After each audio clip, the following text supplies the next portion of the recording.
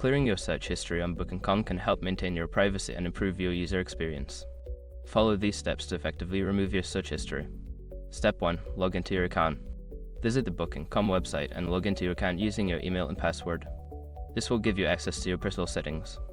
Step 2. Access account settings. Once logged in, navigate to your account settings. Look for an option that says Account or Profile in the menu, usually found in the top right corner of the page. Step 3. Find Search History. In your account settings, locate the section labeled Search History or Activity. This section contains all your previous searches and bookings. Step 4. Clear Search History.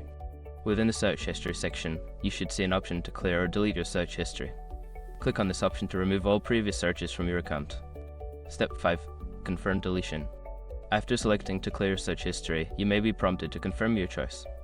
Confirm the action to ensure that your search history is successfully deleted. By following these steps, you can easily manage and clear your search history on Booking.com, enhancing your privacy and user experience.